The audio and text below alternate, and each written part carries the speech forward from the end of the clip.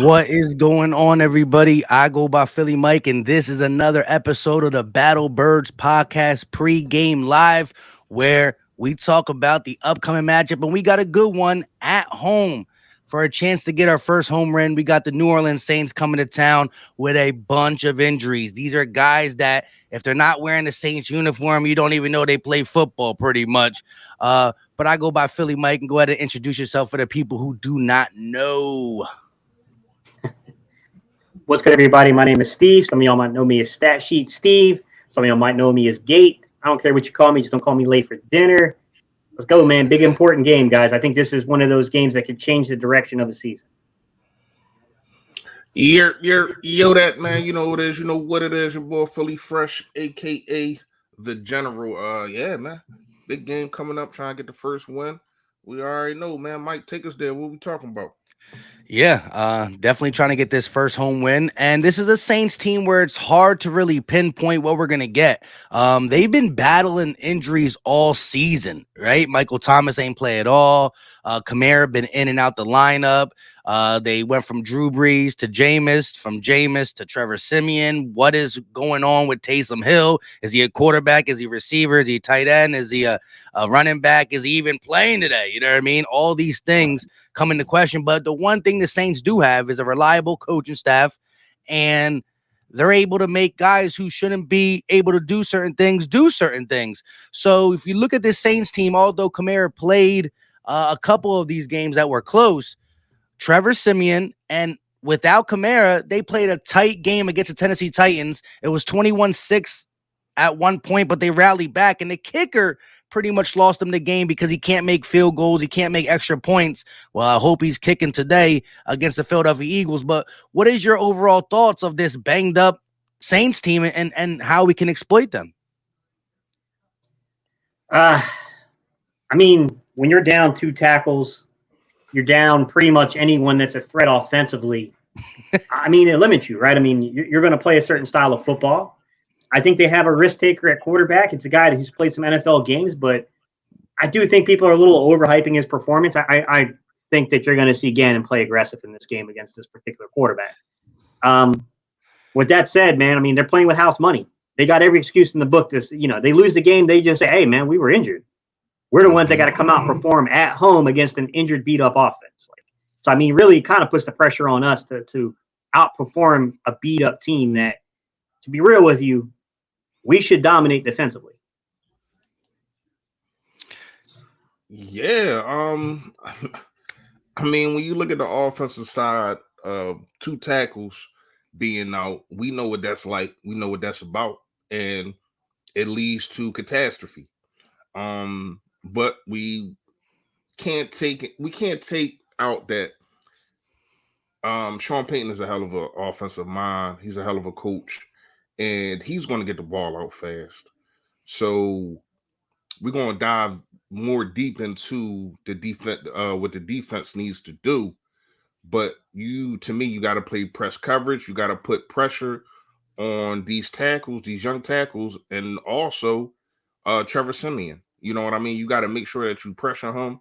If you do that, you should be victorious. But we're not going to act like on the other side of the field that they're not dominant. You know what I mean? When you look at what Lane Johnson got to deal with Cam Jordan, you look at their linebackers who play downhill, and they're going to try to make sure that Jordan Howard doesn't get going. And you look at the other defensive end. I can't remember his name right now, but their defense is definitely Jordan? Huh? No, I said Cam Jordan. All right. I meant the other dude. I can't remember the other dude's name. It'll come to me. But anyway, so when you look at the situation of the offense, I'm meaning the Saints offense, you should be able to dominate. You know what I mean? But the defense, our offense has to keep us in the game, but I think the defense should be able to win this game just by being dominant. Go ahead, y'all. Yeah, and I wanted to exploit that kicker. Shout out to Smokeless YT. He said we waived our kicker yesterday, so we got Brett Maher at kicker now. And shout out to him. He's a Saints Sixer fan. That's how he found this channel. And I know he was waiting for this matchup because he knows I'm a big Eagle fan. And it's unfortunate for the Saints that they are banged up, but the Eagles in this so-called playoff hunt, I'm gonna take every advantage, even though I do want to see this team compete against teams that I could feel, confident about, right? We got this big win against the Lions, and half of me said we dominated, so I'm gonna take it. The other half of me said, why can't we just play competent football against other teams? Then we saw some competent football in the next two. Chargers lost, walk-off field goal, and then the domination against Denver in Denver. So I'm liking it. Our schedule is very easy. I think even with the banged up players we got here, this is still one of our toughest tasks the rest of the season when it comes to the defense we're playing. They are a top tier number 1 or 2, top 2 in run defense for a reason, but they were that last year when we ran for 200 yards, and that was 100 on the ground for Sanders, 100 on the ground for Hurts, and Sanders is back. What type of impact do you think he brings to this run game that we saw be successful for 3 weeks now? Tough game to come back on, honestly, because Reese he's alluding to it, which is, the Saints are going to have their blueprint out there of how they feel like they can win this football game, which is to be +1 in the running game. And that's what the Saints have done the whole season. I mean, teams that are successful against the run, they generally speaking get +1 in the running game to shut it down. So they're going to come at us to try to contain us, and they're definitely not going to let us gash them up the middle. So they know that's coming. They're going to commit to stopping that. Now, you can't stop it every single place. It's going to be a matter of, can we take our chances and hit here and there on stuff. The other side of it is that they're looking at Devontae Smith, and they're probably telling Marshawn Lattimore, I don't care what you do not let this young man go off. We need you to lock him down so we can focus the rest of the defense. If one of those two elements start to fail, you can't lock down Devontae Smith, or you're getting +1 in the running game, and Nick Sirianni is just beating you through pulls, through zones, whatever it is, then your plan comes apart. And that's the thing that happened to him last year, right? They thought that, we got an inexperienced rookie quarterback coming in here. It's his first start of his career, and we have a really good run defense. But what they didn't have was the outside speed to keep up with our outside speed, and we burn them with it. That's an interesting matchup, guys. I mean, it's going to be hard to dictate. I know some people are predicting a really high score game. I just have a hunch that this one's going to be a defensive gruel. I feel like it's going to be fought tightly the entire game, and it's going to be a matter of, Jalen's been pretty good, minus the one play in the second half last week of not turning that football over. Mm-hmm. Simeon's been pretty good since he stepped in for New Orleans, but he does have a turnover history with Denver. So who makes the mistake that gives the game away? Who's going to make the mistake that gives the game away is almost kind of how I'm looking at it. In the running game, it's just a matter of they're going to try to get +1. Can Lane and can these boys get out there and just say, man, get +1 all you want. I can take 2 on. Yeah. Real quick, shout to Eagles Flyer Brian Fuller with the $10 super chat. He said, let us hear Philly Nation. EAGLES, Eagles Fly. Appreciate the donation, Brian. And we got one from Robert Drennan, a $4.99 super chat. What up, fellas? It's almost a wonderful time of the year. This is when the Eagles turn up and the holidays come in and the Cowboys get into an accident, right? We're not going to talk injury accident, but what can go wrong will go wrong. And I'm going to hold on to that until they prove me wrong, right? Why would I give them the benefit of the doubt? Appreciate you, Robert Drennan. But go ahead, Fresh, if you want to talk about that run game, because I think that's what it comes down to. Our run game versus their D-line. I don't think it comes down to that. I'm kind of reversed in the situation. I do think it comes down to if Jalen Hurts can make those throws, because it's going to be one-on-one coverage all day. It's going to be one-on-one. So are you going to be able to put the ball in those small windows to beat them, because they're going to sell out to stop the run. This is what they do. This is what they have done all year. What Gates alluded to, putting 8 in the box. But here's the thing with that 8 in the box. You still got another guy that you have to cover, and that is Jalen Hurts. And you seen what he did to him last year, and I'm pretty sure they're looking at that tape and they understand what this guy can do. Also looking at the tape of this year of him just running all over the field, no matter if we win or lose, this guy's going to get his rushing yards. So when you look at the running game, like I said in the beginning, Jordan Howard, they're going to try to shut that down. You're going to have to try to beat these guys around the tackles. going up the middle is not your best. I'm not saying don't do it at all, obviously, but you're gonna have to mix in. You're gonna have to mix in some things. You're gonna have to do some end arounds just to loosen up the middle a little bit. I would like to see some more some wham blocks. I haven't really seen too many of them this year. I think that's a way of getting the defensive end blocked, and he doesn't even see it coming, and that can open up the middle of the field. So when you look at this run game, I think Nick Sirianni, I don't want you to get into a position to where though you think that you can't run. Because I said this last week. A lot of people were saying they Denver was seventh, they was seventh. And I kept saying, yeah, but the numbers don't tell the whole story. This is different. I'm sorry, this is different. They're number one for a reason. The number tells the story. But it's not like they can't be ran on. You know what I mean? But once again, you did it. You put up 200 rushing yards last week. So we coming into a situation to where though the last 5 games we're number one also. So it's kind of like when this team is playing their best, you got the number one rushing against the number one stopping the run. So it's definitely going to come down to that. But to me, the most important things are if they stop it second down and first down, and now it's 3rd and 7.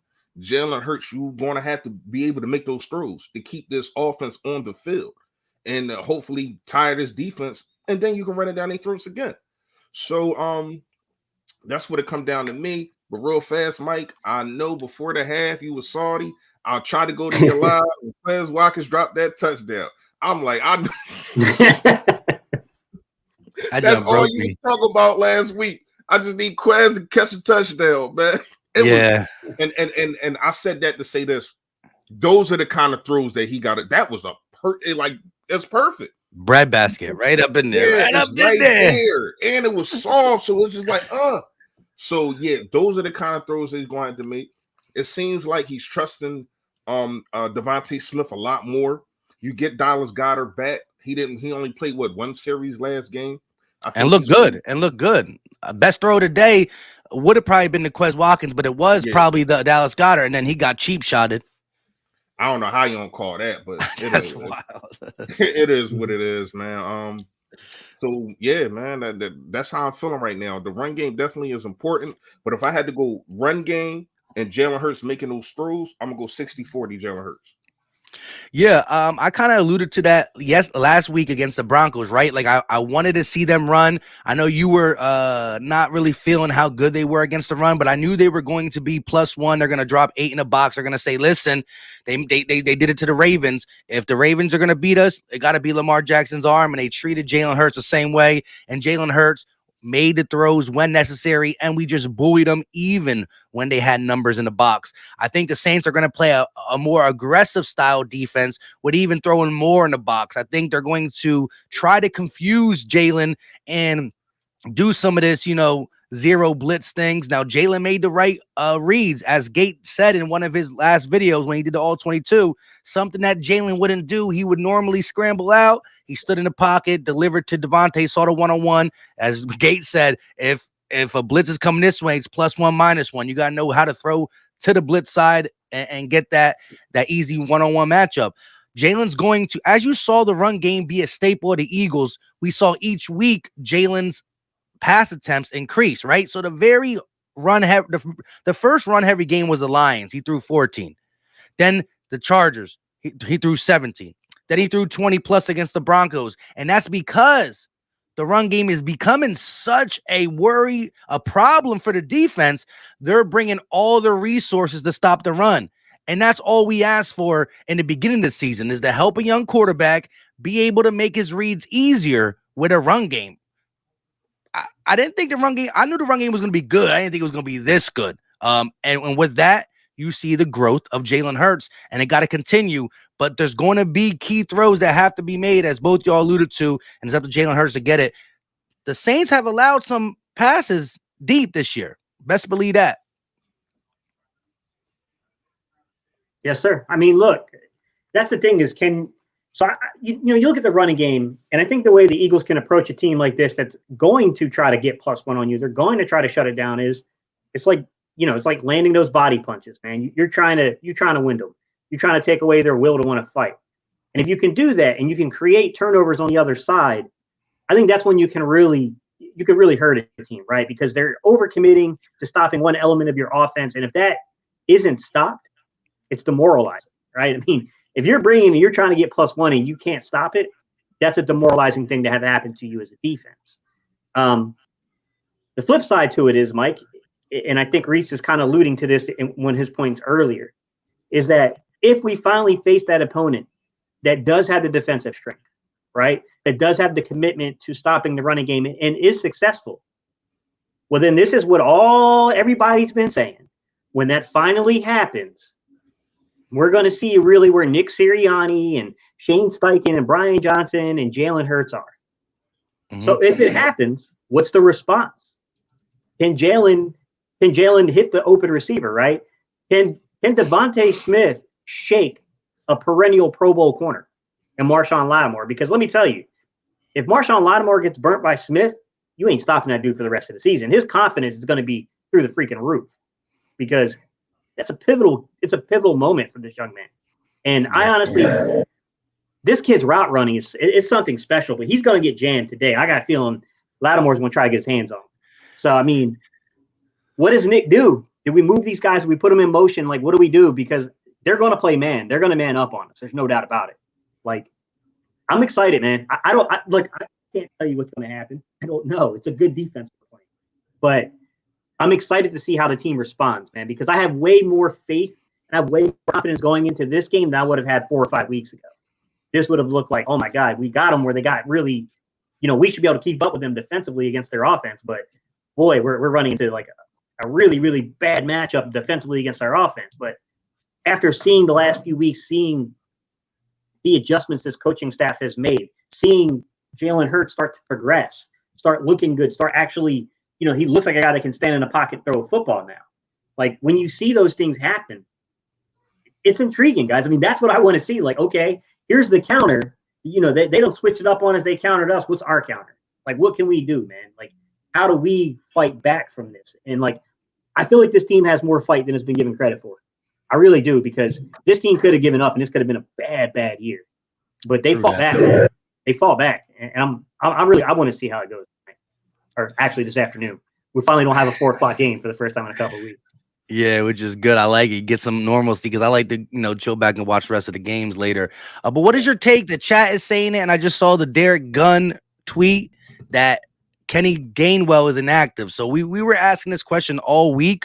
What running back would be inactive, and how would the flow go between Sanders, Howard, Boston, and Gainwell? So Gainwell is excluded, and now we have the 3 running backs being Sanders, Howard, and Scott. What is your preference of carries? Say, how do you want it to go? Do you want to see more of Jordan with Jordan, Sanders, Scott? How would you mix it up?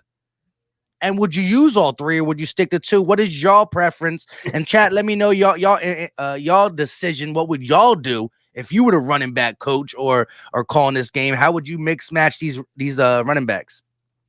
Reese, you want to go first on this one since you're the former running back? Yeah, I'll go.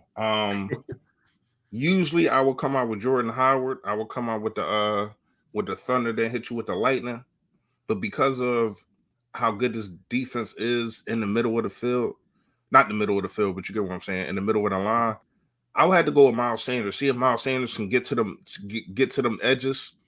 Like I said earlier, had them loosen up on the ends a little, to go to the ends a little bit, and then you can kill him in the middle, kill him softly with Jordan Howard.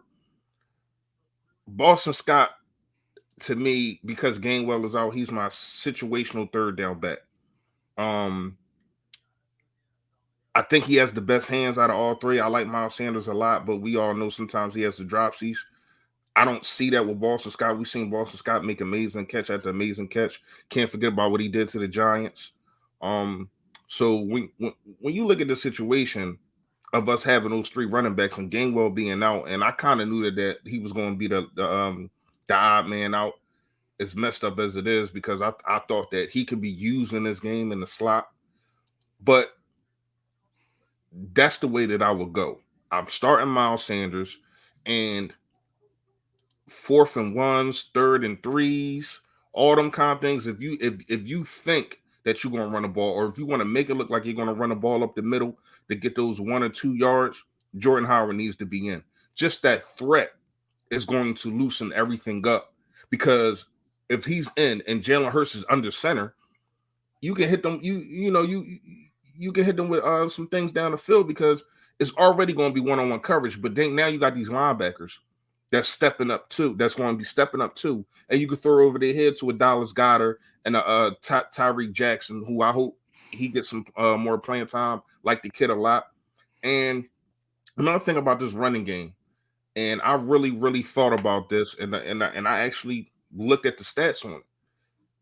As much as I love Zach Ertz, when the week he went to the Cardinals, now this could be just them running the ball more, but we started running the ball more consistently, and now that you have 2 to 3 tight ends that do block, that are willing blocking tight ends, it seemed like you're getting more production out of your run. Zach Ertz is not. He's just a receiving tight end. He'll try to stick his nose in there, but he does. Number one, doesn't have a body frame of a tight end to do that. Number 2, sometimes it just looks like he's not willing to. We done seen Zach Ertz plenty of times just pass up blocks. And when you got Tyreek Jackson, Goddard, of course, and what's the other guy? Stro, Stahl. Stahl. That's his name, Jack Stark. Yeah. The rookie the rookie tight end that we got. These dudes are willing blockers, and they're putting another body on another body. So that's another way that you can hit them. You can hit them on the edge, because Dallas Goedert is able to seal the edge. What Zach Ertz couldn't do that. I'm not saying this just to pick on Zach Ertz, but when you look at the numbers, ever since he left, the running game has been way more fluent. Go ahead, y'all. I think you got to get creative. I mean, if you're going to commit to the run and you know that they're going to bring and they're going to get +1, I think you have to try to find your matchups. I mean, I've been saying it for the longest time about trying to, incorporate more 2-back sets. You got a guy that you can utilize in Jordan Howard as a lead blocker. Saw it in the Buffalo game. Role. Yeah, you can absolutely play that role. You can get even in the running game by doing that. But you got to be creative, right? They can't really see it coming. That's part of the thing. But at the same time, like Reese was alluding to, you got Goddard and you got Jack Stoll, who are really good blocking tight ends. Stoll's still kind of developing there, but he's been better than I think even advertised, to be quite honest. But he's still a young guy. Goddard, when he stands upright and he doesn't do that stupid rolling motion at the feet of defenders, he's got the physicality to actually put somebody on their backside. I don't know, man. If they go +1, this could be one of those games. You remember we were doing the cross zone a couple of weeks ago, and how effective that was, where we were using the tight ends to basically win those matchups and to create those holes. I think you can see stuff like that happen too, to where, you could be +1, but then you divide the field up. You know what I mean? And you look to the side where you can get an advantage real quick.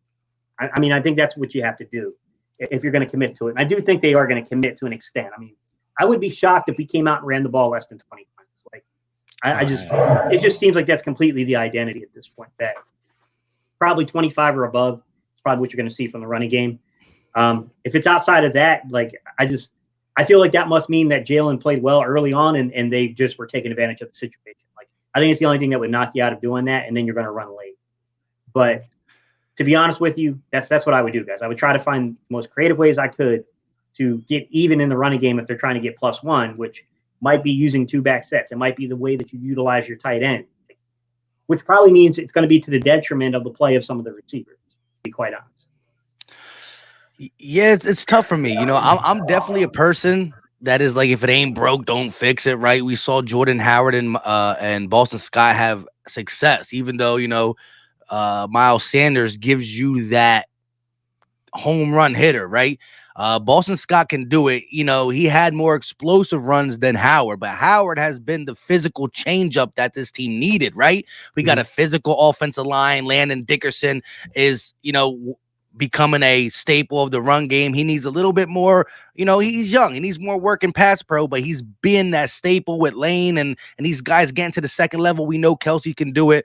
So Howard's physicality, getting 3 or 4 yards after contact has been the difference, I think, in allowing Boston Scott to get easier runs because he's wearing these out. And in my video, I talked about Sanders coming back. I said, what better ways to chew it up with Howard, make these linebackers feel the thunder, right? The D line, the linebackers, let a cornerback get hit, bang, and then throw in the elusive Miles Sanders to take that 50, 60-yard touchdown run, right? We saw the stiffy to Malcolm Jenkins last year. Sanders went 70-plus yards for a touchdown.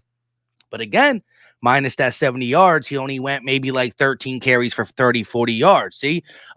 So the Saints definitely know how to stop it. I just think, you know, you get a little bit of everything, right? Howard is going to chew you up. Sanders is going to pull you out your sneakers. And Boston Scott is that guy. It's like, where'd he go? Behind 6'9" Landon Dickerson and 6'5", 6'6" Lane Johnson, right? So there's different elements. It's like one plays hide and seek. One's going to come find you and the other one's going to run away from you. I don't know, but I like the matchup. I just think that everybody needs touches. But if you ask me who should get the least, I think it has to be Boston Scott. I think you keep him around because guess what? We got the Giants up next, and I don't care what anybody says. We want the giant killer Boston Scott to get some touches in that game. I think you keep him around. Thank you for the pause, Kenzo, with the stiffy pause. I think you keep him around, but I think it got to be a Sanders-Howard game, and that's what happened in 19, right? When Sanders was drafted, Howard was the starting guy as soon as Sproles went down. I don't know why he was ever the lead guy for us. He should have been a change-up guy. But the Howard and Sanders combination early on in Sanders' career really paid dividends for him hitting a hole. You know, I think watching and really being in the same room with Jordan Howard helped Miles because we saw Miles struggle with finding holes. I'm not saying he can't, but we saw it when Howard was MIA, right? I think we saw the explosiveness of Sanders his rookie season, and he had Howard as his compadre the whole time, right? So Howard goes away because of a stinger, and Sanders, you know, loses a little of it. And so I think the combination of Sanders and Howard could be deadly. And let's not forget, Howard is only 26. Yeah. It looks like this guy is 30 because he's just been lingering around and NFL don't want to touch him. Well, I'm glad they didn't touch him. They made a mistake. He's 26 years old. He hasn't played football in 2 years. So, you know what? To me, he's a fresh 26. See, and that's the thing, Mike, is like when you talk about trying to win those matchups, those little internal matchups and trying to divide up handoffs, it's hard to do, right? Because I don't know the game plan. That's the thing. Like, I don't know how Sirianni and these guys intend to attack them. Like, this is a pretty tough game to kind of figure that out on. I would have to be in those meetings. But I do wonder if they don't try to use a little more misdirection this time. When someone's going to get over aggressive, you want to hold their eyes. This could be a game where, I hate to say this name, for the love of God, don't get dropped for a 6-yard loss, please. This could be a game where you see Rager use a lot of those jet motions and stuff like that to try to hold the discipline of the defense. I'm hoping we don't see no 6-yard losses because that's really hard for your offense to overcome, but that's got to stop with him. Sometimes you just got to take a 1-yard loss is better than a 6-yard loss. Sometimes you just got to give it up. It's not your fault. It didn't work. Just don't lose the 6 yards. He's, you know, it's funny because we get on Miles Sanders, but Rager has that tendency too to try to dance a little too much and try to make more than what's there, and then it results in these like negative plays. And I agree with a lot of people that say, you know, Sanders isn't nearly as bad at giving up the negative yardage as it seems. It's just that when you have a guy like Howard that's always downhill, it looks worse than what the reality is. Because Howard just like, it's very, very few times that he gets stopped for anything greater than a negative 1-yard loss. Most of the time, it's either going to be line of scrimmage or like +2 or 3. Like that's pretty much stopping Jordan Howard, you know? We'll see, guys. I mean, I think it's going to be an intense game. Like if you love defensive football, I think this one could be quite interesting.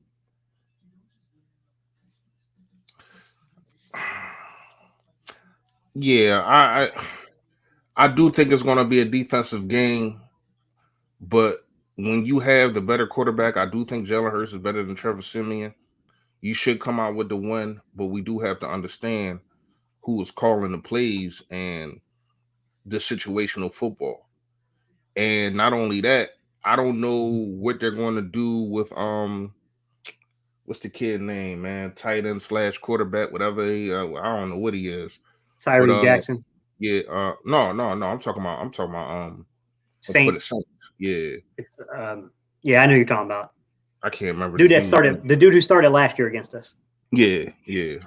So putting him in red zone situations, that could be a recipe for disaster. But I do like what our linebackers have been doing.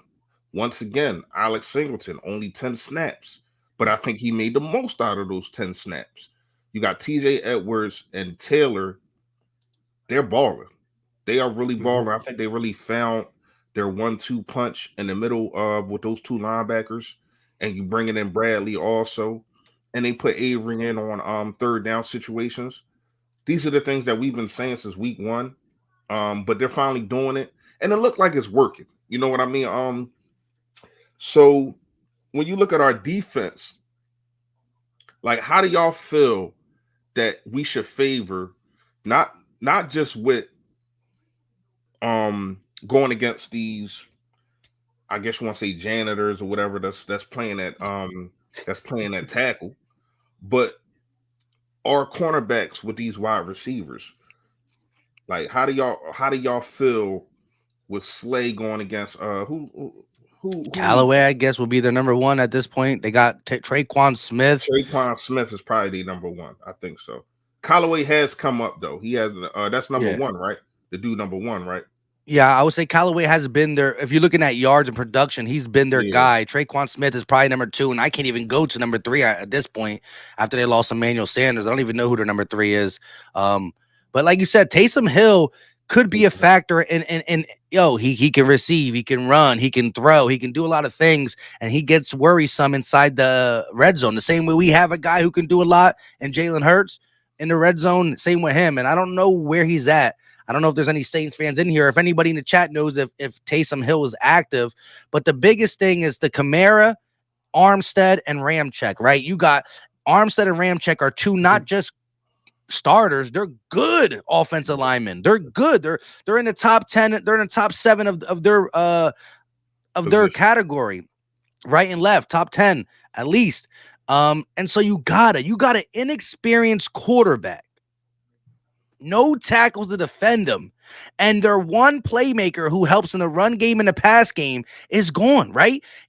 If you're asking me, I'm worried about Kamara over all the receivers and Kamara over all the running backs. Now, Mark Ingram is a guy who can run the ball, but if I'm Jonathan Gannon, this got to be the heaviest blitz package I'm going to bring up this season, because if they run to your blitz, the only way they're beating it is if they break tackles. You don't got to worry about Mark Ingram in the pass game or the receiving game, really. So you send the house pass, send the house blitz. You shouldn't have to drop back too much coverage. You don't got a quarterback who can beat you in many ways. You don't got receivers that can beat you. You got some speed. So watch the edges. Watch the deep ball once in a while, but you definitely have to have one of your heavier, aggressive game plans. And I don't see how a Simeon can do it. He's a backup. He's a legit backup. And he beat the Bucs. It was tied 7-7 when he came in.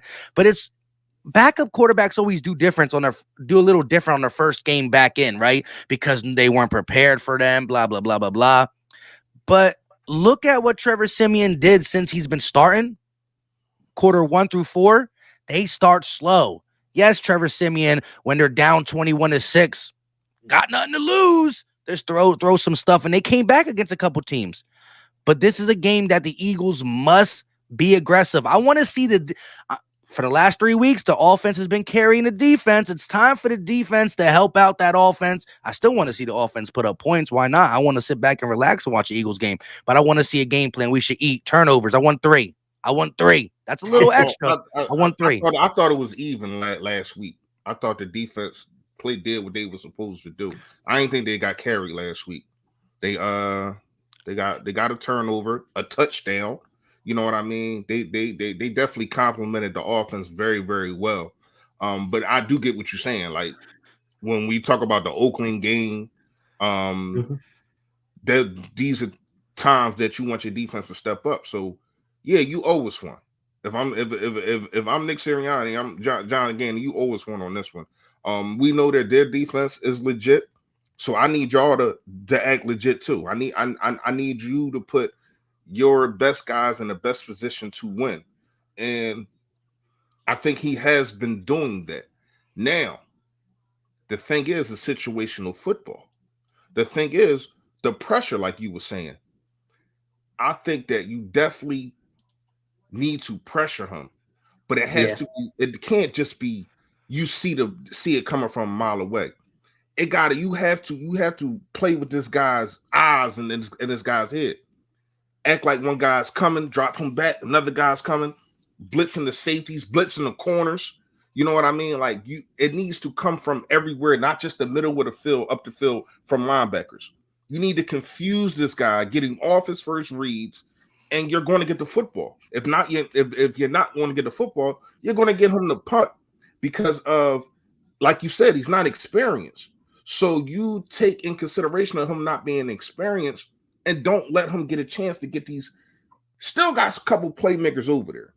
Like, I don't know what it is with the Saints, but they always develop wide receivers. Like, they always do. So you got a guy that we're talking about. You don't even know who the third wide receiver is. He could end up getting 100 yards on us.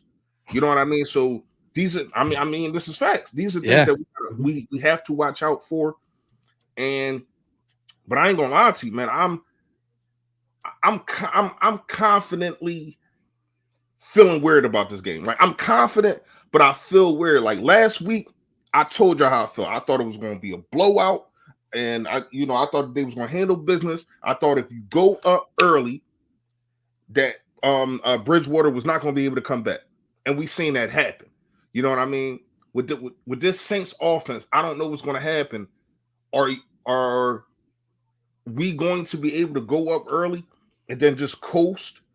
Or is it going to be a dogfight the whole game? I don't know. Last week I did know because I didn't think that the Broncos defense was that good. But I know that this defense is legit. They last 3 games only giving up 66 rushing yards.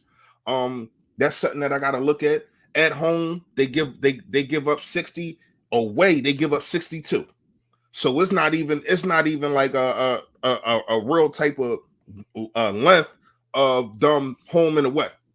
So when you look at that, they defense travels. So that's something that we definitely got to worry about. Go ahead, Gate. Read what I got on the thing and ask everybody. All right, guys. So it's good. It's a good one. Thank you, Mike. I was asking a question. I forgot that we're not all linked in. Sometimes we link all our accounts together, guys, but that gets annoying because like when one of us comments, it comments all 3 of us.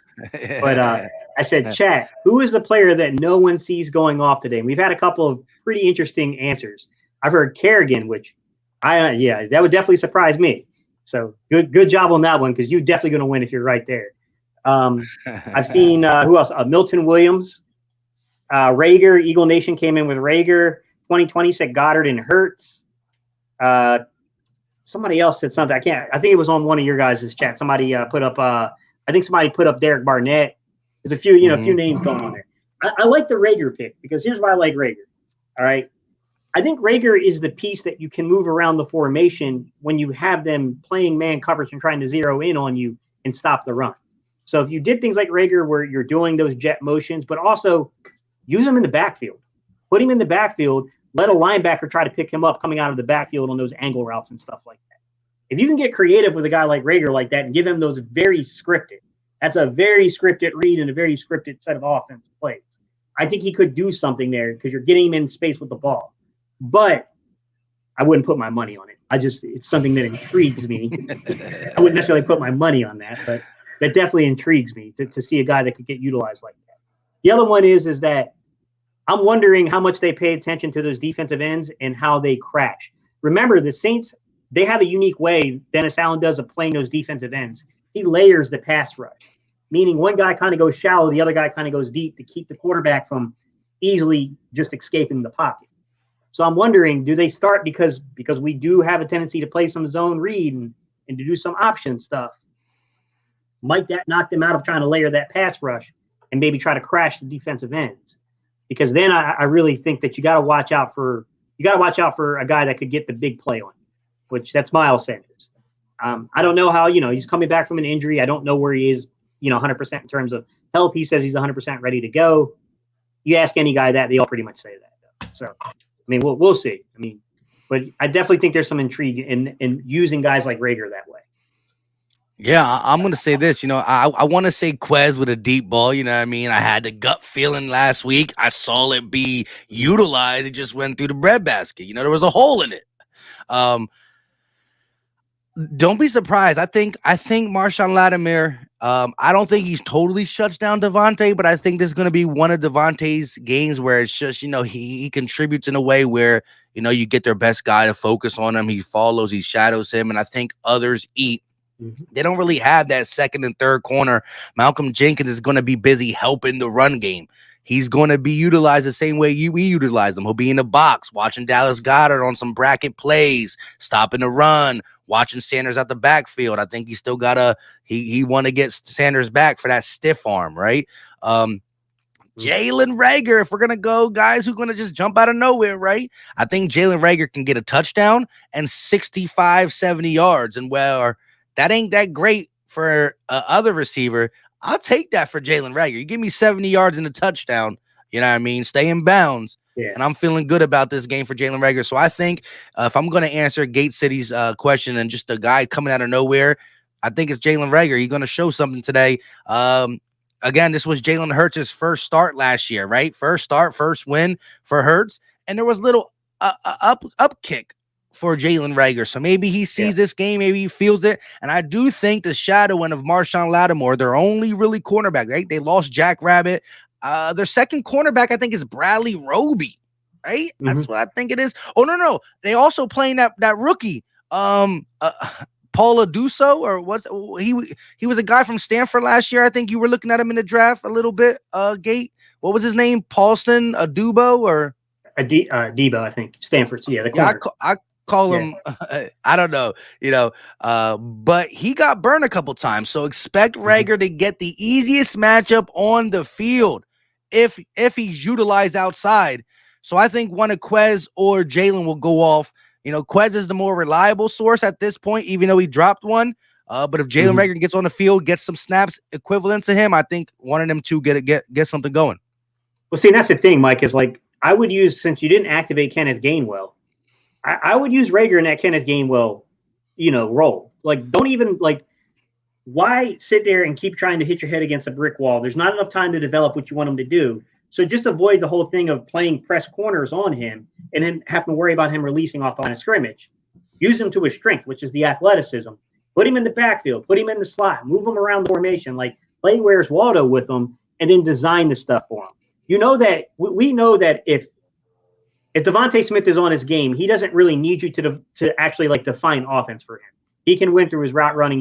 He'll get there. He's got a tough matchup with Lattimore. That's going to be one of the crazy things I want to watch today is how he plays against Lattimore, because that's going to tell you a lot about this young man. But don't hit your head against that brick wall. Like you did it with Jalen Hurts. You finally realized how you got to put the offense around him. It's kind of a similar concept with Jalen Reagor. Understand what he's good at and where he still needs to progress. You got to back down a little bit to eventually go forward with development. I mean, that's the way I would approach the Reagor situation, is use him for where where his attributes are best for. We'll see if that happens, guys. Like I said, personally, I would not put my money on that, but if I'm gonna go with shocking players, man. I mentioned this guy earlier.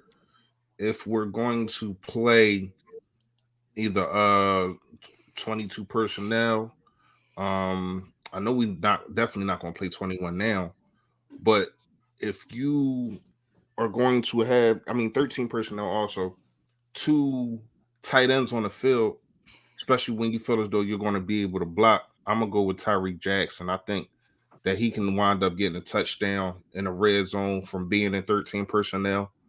And everybody's going to follow Dallas Goedert, and this guy probably gets a wide open touchdown. So I'm going to go with Tyreek Jackson.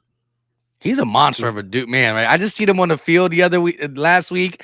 I just throw it to him, right? This dude is a big. What is he? 6'7" or 6? No, he's 6'9". 6'8". No, I thought he was 6'8". I know he's up there. I think he's like 6'7". I think Just it's one of those things where he's 6'7". And I think some change, but I'm gonna look. I just see him walking big by. target. I just see him walking by people, and they're all like up to his pads. I'm just like, man, give this man just throw it to him, right? Back shoulder fade. He had a great preseason. That is a good one. I forgot about him a little bit. He rocks 80. It's crazy just watching him walk by people. But I think Jackson's thing is they got him at he was there 6'7". for the install of the offense, but he missed all that time with the injury. So I think the reason you haven't seen him implement it more than just really kind of unblocking, and he had a route when he came open last week, and he wasn't the read. But it's more so like, where is he in terms of the understanding and the progression of the offense? I mean, I think as he the front office likes this kid. They're going to eventually take their shots with him, but I don't know how slow they're going to walk that in. If he has a linebacker on him at 6'7", even if he's covered, he's open. Yeah. If Jalen Hurts puts it up, he's open. You know what I mean? Like, his route running could be better. He did come over. I think I know the one you're talking about. I've seen a couple of routes. It could be crisper, but with that big frame and that big body, it's going to take some work. That's one of the reasons probably why he went undrafted. But yeah, that's my guy, man. That's not my offensive guy. We're gonna get into that later, but that's my guy. I think that it's going to be shocking, man, especially with you finally got all the tight ends back. You know what I mean? Like Tyree Jackson being up here, the rookie that we talked about, and also Dallas Goedert. I think they're going to utilize all three of those guys. They kind of did last week.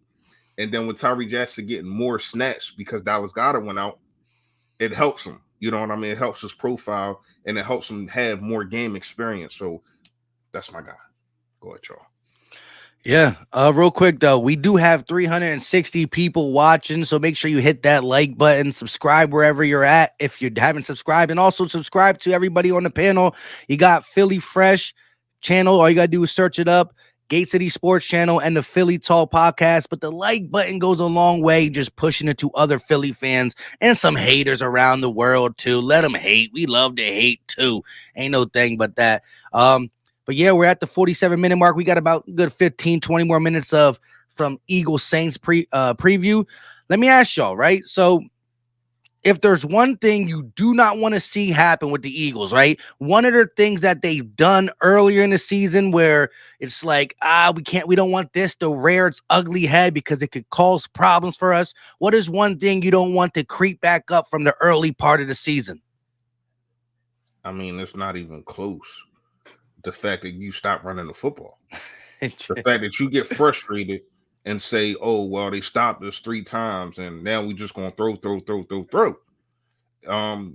To me, you cannot do that. You cannot be one-dimensional on this defense. I understand that they're number one.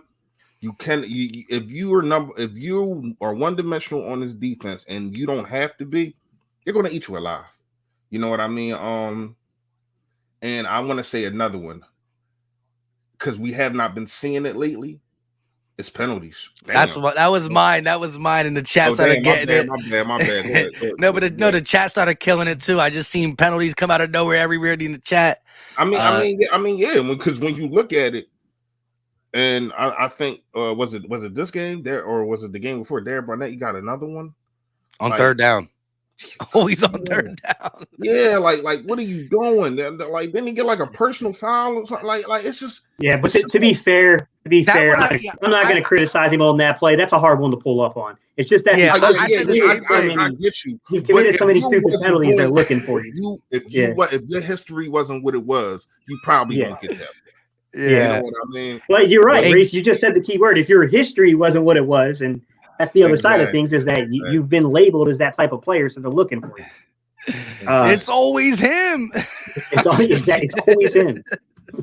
But when you look at it, we're not getting as many false starts anymore. I thought they did a great job of doing the what's it called, y'all? When the guard taps the center to let him know when to hike it. Because even though we kind of took over Broncos Stadium, the crowd was loud there, and you could tell. And they wasn't doing that in the beginning of the season. It was just Jalen Hurts screaming for the ball, and they couldn't hear him. So it was a lot of false starts. Now what they're saying is when we're away, we're going to have a guard tap the center, and everybody just watch the ball. Don't go off of Jalen Hurts' ear. Just watch the ball. And I think that's one of the reasons why you have not been seeing us getting false starts, and one of the reasons why that we're 4-2 on the road. Go ahead, Joe. I mean, I like both of your answers. I still think there's one more that's out there. I mean, Mike went with penalties.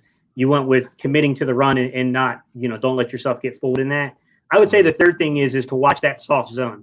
Don't do anything really stupid in terms of your zone coverage where it's entirely too soft and it's just give me's underneath all day long.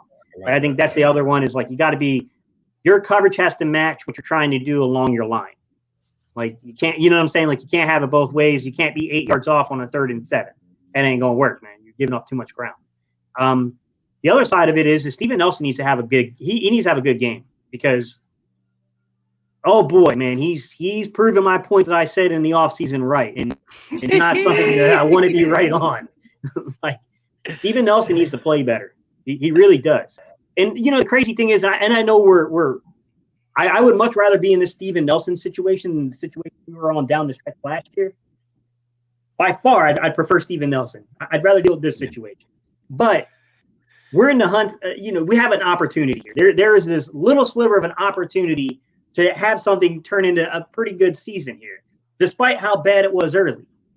But Steven Nelson can't be out there looking the way he's looked the last couple of weeks because teams are going to figure it out and they're going to start targeting. It's only a matter of time. Yeah, and I know exactly what you're talking about, man. Jerry Jeudy beat him on a quick, on a deep route, a little give and go, whatever you want to call it. And Teddy Bridgewater overthrew him by like 10 yards, right? But he was beat up and out. He was legit beat. But that's what you're gonna get with Steven Nelson.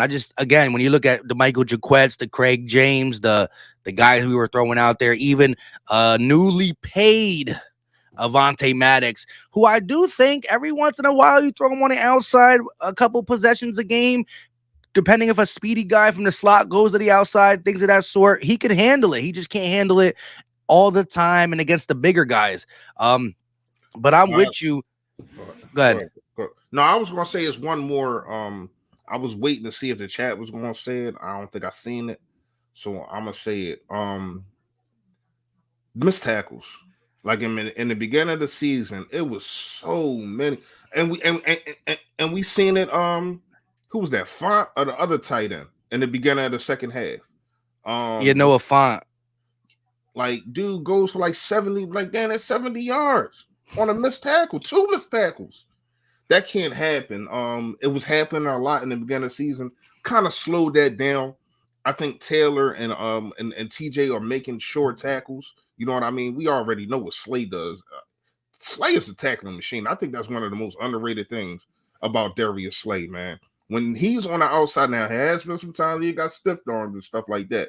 But when you see him and a running back is getting a screen and he's running down, you're not getting past him. But I definitely don't want that to wreak his ugly head again. Is us starting to keep missing tackles, man, because this is where teams that like to dink and dunk, they flourish. They flourish on tackles and missed tackles. So when you in that situation and you missing them, you're going to lose. You know what I mean? So we haven't been doing that, but I don't want it to come back up again. Go ahead, Joe. Yeah, well, one of the reasons I don't think it could come back up because of 2 heavy missed tacklers and Eric Wilson and even Alex Singleton. Not so much of he's just getting ran over at times, but again, I think Singleton can give you some spark in that 10 to 15 snap area, right? Davion Taylor, a guy who can fly to the ball. You've seen him make some crucial tackles, not only to fumble on a 4th and 1. I seen him get to the ball on the outside the hash marks, outside the numbers, and make tackles in the backfield against guys like Melvin Gordon and Javonte Williams last week. We saw him do it against one of the upper echelon pass catching running backs in DeAndre Swift. We handled Austin Eckler pretty much except for the 4th quarter. So as you and Kayla Day said, the tackling has been booty in the beginning. I think all that's been shored up with Sirianni or Gannon, whoever's doing it, finding out, all right, look, we got to get this guy out. We got to get this guy out and changing things up. Plus, it's not easy when, as Gates said, you play soft zone and you got these guys who are young and inexperienced. So instead of staying their ground, right? If a tight end or a running back catches the ball in the soft zone and you start heading upfield to get them, they got the advantage. One move, you miss that tackle, it's over, right? But they're so far off, they have to run up. If they stay their ground, it's better chance they get the tackle, but that's another 5 yards pickup, right? So I think the angles we were taking in that soft zone were asking a lot for a young team. This ain't Ray Lewis. This ain't Ed Reed. You take the wrong angle on a young player, you're not going to get the tackle. Where a Troy Polamalu, a Brian Dawkins, Sheldon Brown take the wrong tackle. They let their athleticism and their playmaking ability take over. Shoestrings and whatnot. Malcolm Jenkins back in the day.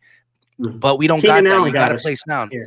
Keenan Allen got us on one of those plays to where if you looked at the technique of all the corners, they had that, that they were playing inside leverage. So they were giving up the outside, and then he got to Avonte Maddox. And this is where you don't know if this is concept and scheme. So it's hard to say who's at fault. But Avonte, this time, he's outside leverage. So that was me. He's expecting a safety or somebody to come down with the inside leverage part of that. And if you just watch that play, there's an assignment. Someone missed their assignment there because Keenan Allen it was far too easy for that play. That was just straight up playing backyard pitch and catch. That's what you didn't see in Denver. You saw, limitations with Steven Nelson, and where Steven Nelson, it's like, all right, man, I see why they don't play so much man with Steven Nelson. Although to be honest with you, although we don't play a lot of man, he does lead us in man coverage snaps. But funny, right? That's the funny part. Exactly, because we just don't play a ton of man. Although I will say, starting with with LA, should still be San Diego. Let's just be real. Starting with the Chargers, you saw that a little bit more man being played, especially on third down. It's going to be about assignment on this football team, right? Because there's no one like on the Saints offense. Like Callaway's having, he's doing decently, but there's there's not like that, that one player that makes me like, oh crap, like here we go. Like, you know what I mean? Like, I knew that Keenan Allen I knew he was going to be a problem with the Chargers, right? Like, I don't see that one guy where I think to myself, like, we got to go lock this guy down. Like, he's going to be a problem if we don't lock him down. So it's really, to me, it's about assignment. Can you be in your assignments correctly? And can we not have any of these crazy, weird scheme concepts that are just flawed? And I don't think we will. I honestly don't think they're going to respect them to give them 8-yard windows in terms of zone. I don't think that's going to happen today. I would be shocked if it did. Yeah. Well, Eagle Nation, real quick, I'm going to answer your question. I don't do nothing specifically before the game, but if I'm watching the game now, I do the live play-by-plays now. So I watch it with the subscribers who come into my chat and watch it with me. But dang sure, if we say a certain word and something's working, we keep it rotating. The same thing when I was watching it with the kids and the wife downstairs or friends. If certain people are in the room and we were winning, they got to stay in the room, vice versa. I'm all that superstitious stuff when it comes to the Eagles games. Like if I'm holding my son on my left lap, like, sorry, son, you sitting with me the rest of the game. If you're not, get up off my lap. Like it'd be like that. It'd be like that when I was watching it downstairs. But now, I rock out with y'all, but we try to stay positive. There'll be a lot of Negadelphians.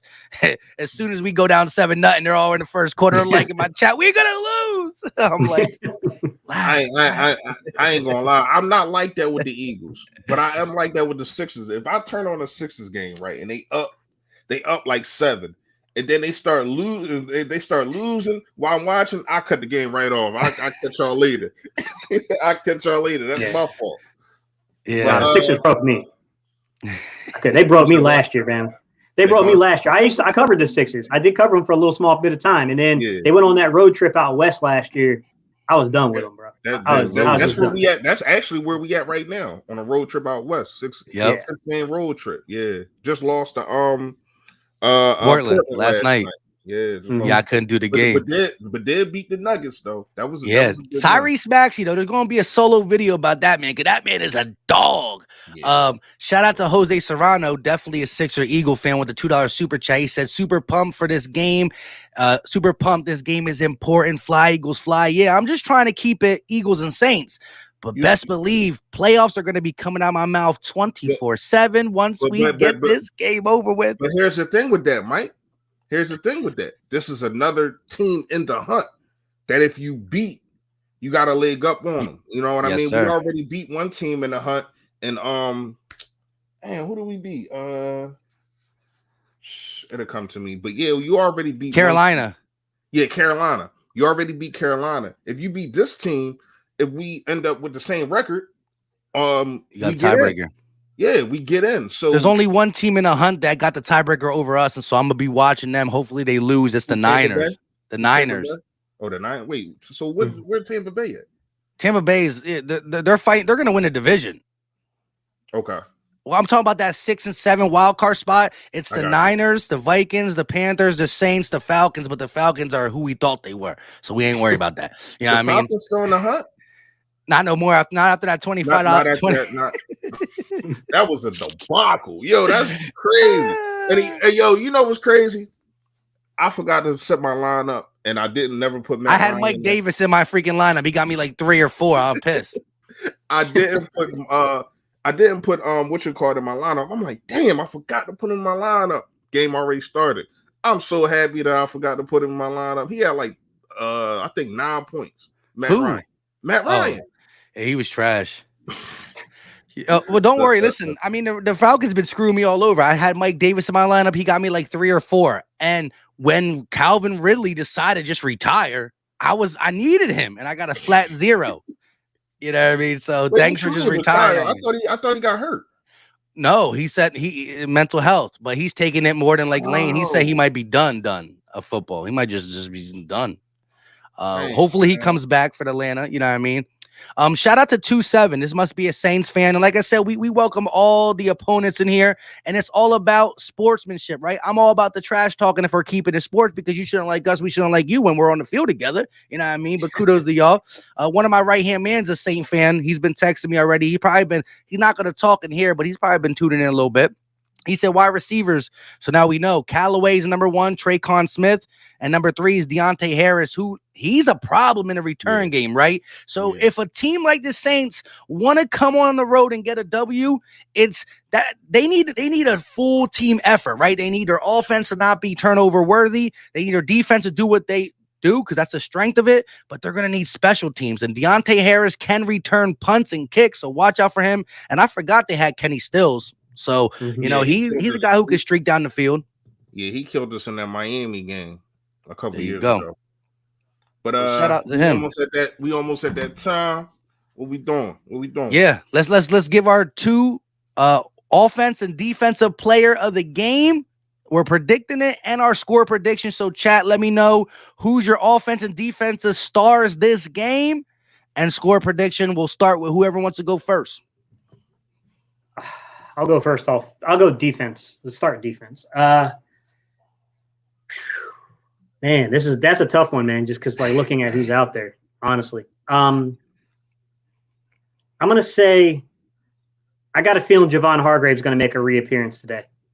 I just feel like they're gonna have to overcompensate because of the tackle play. I just got a feeling like this is a game you can see Javon Hargrave reappear. So I'm gonna say Javon Hargrave. He's been quiet for a few weeks now. I'm gonna say just take a wild guess and take a wild, throw a dart at the board, basically. Say Javon Hargrave. All right. Offensively, this is a tough one, man. Ooh,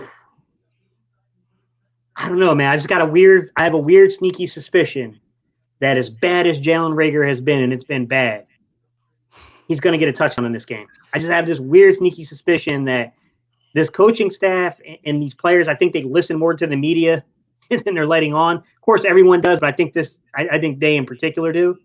And I think they hear the noise. So I feel like that's one of those really sneaky ones that you don't see coming, that hasn't, there's no reason to pick him, guys. I mean, he hasn't done crap for, since really like early in 2020 season. So, I mean, I just feel like that's that. I feel like that's that one where if you play the matchup correctly with the heightened focus on Jalen Hurts and, Devontae Smith, and then that focus being on, Dallas Goedert, trying to lock up those guys. I just feel like he's a guy that could get lost in the shuffle, right? I feel like that's a guy that you could easily lose in the shuffle. Yeah, that was my take real quick. Before, I'm not going to say mine, but that was my take on Rager. Like, this is a game where I can see him get that 70 and a touchdown, and I'll take that as a good stuff. So Hargrave and Rager, keep your eyes open. Chat for them too. Gate City called it. And score prediction, I know you always try to get up out of there. I'm going to say, look, I'll say this is going to be under 50 points. Newsflash, guys. I'm an Eagles fan. If you think I'm picking against the Eagles, go back to every video. I guarantee you won't find me picking against them. I'm going to say something like 24-20 Philly. I think it's going to be one of these games that where it's not going to be really high scoring, but I definitely think it's going to be one of those ones where it comes down to the wire. Somebody's going to have to make a play to win this game. Man. I'm going to go with offense and defense. I'm going to go with the guys that just got paid this week. You got paid. It's time to show up. So defense, I'm going with Avonte Maddox, man. I need a pick from you.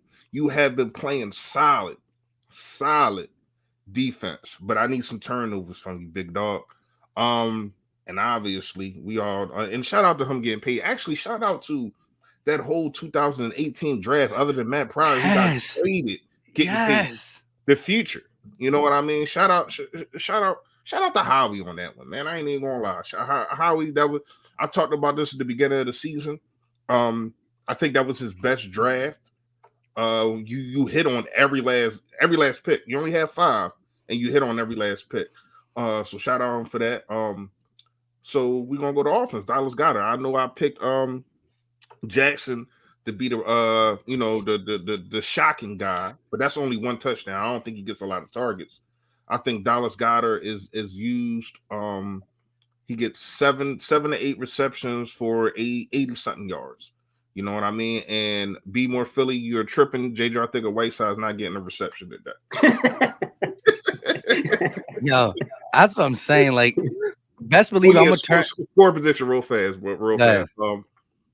I'm with you, Gates. I think it's a close one. I said last game was going to be a blowout. I think this is a close one, but I think it's close, and we pull away. In the fourth. I'm gonna go 27-21 Eagles, of course.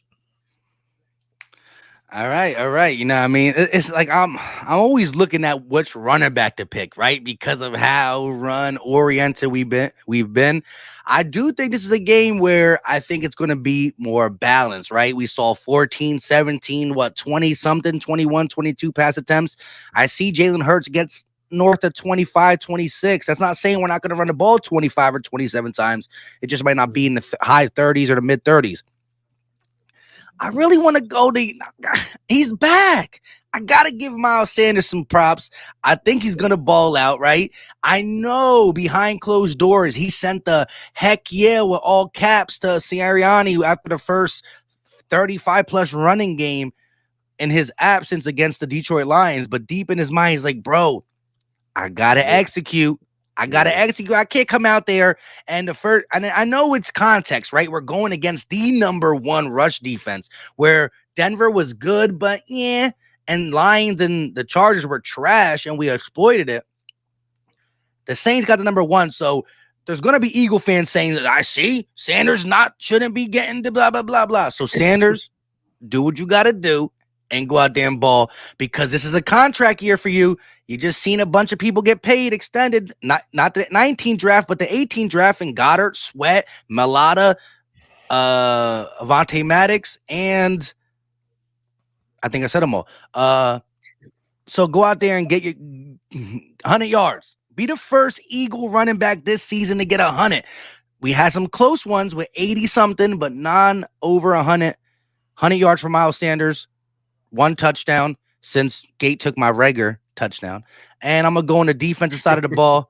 I love me some big play Slay, pause. But I'm going to go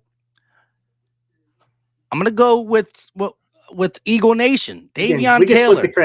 We can split the credit, Mike. If he has that game, I'll split the credit with Mike. But if he goes 1 catch for 8 yards, you're taking some of the blame with me. All right, I got you. I'm going to go Davion Taylor.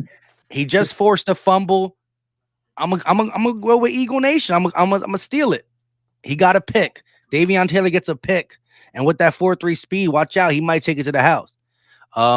Score prediction. 28-20. We all got pretty close. 28-20, but I think it's gonna be more. We were winning. It's gonna be like one of them games where it was like 28-13 at one point, and you're feeling good, and that last touchdown's at the end. I'm gonna be able to chill in the fourth quarter, hopefully. Hey, be more Philly, man. Boo to that Dookie crap. I don't want to hear about another Duke. Wait, what did he say about Duke? I ain't even say it. You trying to mess with me, man? Yeah, I know. Bro, y'all losing today. Hey, we'll see. We'll see. I hope we got that same energy when we get that dub. You know what I mean? Yeah, shout out to Saints Nation. They've been up in here a little bit. You know what I mean? They've been up in here, so I ain't mad at the game. You know, all's fair until we start winning. I'm gonna talk my talk. Come join the live play-by-play house where I'll be. I don't hide. But yeah, the Saints have that coaching staff that could find a way to rally. Just not this week. Sorry about that. We want this. You're going against a team that hasn't won at home. We hungry. Oh, you know they're mad about last. You know they're mad about last year. Yeah, they are. And it's nice out there. It's like 50-something degrees. I should have went to this game, man. I can't be at no game cool, but damn, it definitely got to. You got to pull this. You have to. It's so many reasons. Number one, for the fans, obviously, but like we said about the playoff spot, like you're ahead of two guys in the hunt. If you get that win, and then we know what the rest of the schedule look like. The best quarterback that you facing after this is Heineke. If Dallas is in a situation to where as though they don't got to play anybody. Mm-hmm. You know what I mean? But if we keep winning and they take a couple losses, then that might not be the case. But it is what it is with that. We'll see when they get there. But when you look at the schedule that we got coming up, you got Washington twice, you got the Giants twice, and you got the Jets. All bottom feeders. You know what I mean? People can call us what they want, but I think that we're better than those teams. So you come out with this dub, man. Sky's the limit, baby. Yes, sir. Hey, look, at the end of the day, rebuilding, retooling, didn't believe in this guy at the beginning of the season, changing their mind, this, that, and the third. Having December football that is meaningful is always fun, right? Whether we are under 500, wondering how we have meaningful football, that is besides me. Knowing that I'm watching games late November, early December, that means something in the sense of, it's not just for next year and a chance to get to the playoffs. That's what I want. And it starts today. The playoff run starts today. With all that being said, I go by Philly Mike, host of the Philly Talk podcast, Gate City, host of Gate City Sports Talk, and Philly Fresh, host of the Philly Fresh Show. Search that on YouTube. Subscribe to everyone. We do content all throughout the week. We're not just a group of people who talk pregame during Sundays. We drop content Monday through Friday. Hit the like button. You do not understand how much that helps. 410 tacky, man. Hey, we appreciate that. If you come back after you guys lose, we'll really, that's manning up, man. We'll appreciate that. Yes, sir. Yes, sir. I appreciate it. I'm going to rub it in your face, but I appreciate it. With all that being said, again, we'll all be talking about a win or loss. No matter what, as 410 is, he'll come back, so will we. Until next time, hit the like, subscribe, greatly appreciated. We are out. Peace. Yo, that